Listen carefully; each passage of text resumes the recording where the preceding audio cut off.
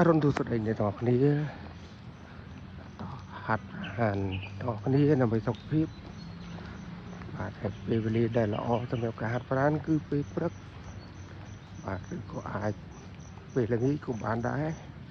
បាទតែខ្ញុំចង់លើកទឹកចិត្តឲ្យបងប្អូនហាត់នៅពេលព្រឹកល្អជាងដោយសារចរាចរណ៍នៅពេលព្រឹក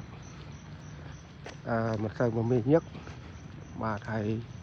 បងប្អូនអាចរកទីតាំងហាត់បានដូចជានៅក្នុងសាលារៀននៅក្នុងវត្តអារាមបាទហើយក្នុងដែរគឺលើកទឹកចិត្តឲ្យបងប្អូនហាត់ឲ្យបាន1ម៉ោងជារៀងរាល់ព្រឹកជារៀងរាល់ពេលគឺល្អសម្រាប់សុខភាពបាទហើយក្នុងនោះដែរបើសិនបងប្អូនចង់សម្រកគីឡូហើយគិតទៅលើតែការហាត់ប្រាណមួយមុខក៏មិនអាចជួយបងប្អូនបានដែរបាទការសម្រកគីឡូការសម្រកខ្លាញ់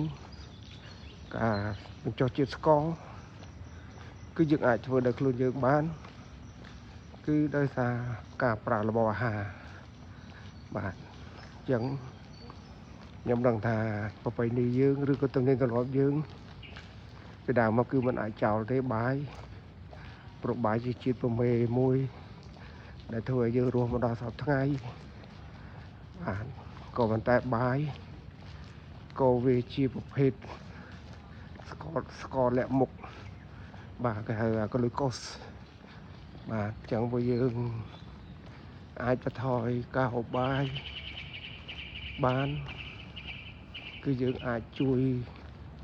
សម្រកគីឡូសម្រកទម្ងន់សម្រកខ្លាញ់សម្រកស្ករដល់ខ្លួនឯងដោយមិនបាច់ប្រើឱសថក៏បានដែរបាទក៏ប៉ុន្តែយើងហូបអាហារដែលមានប្រូតេអ៊ីនជំនួស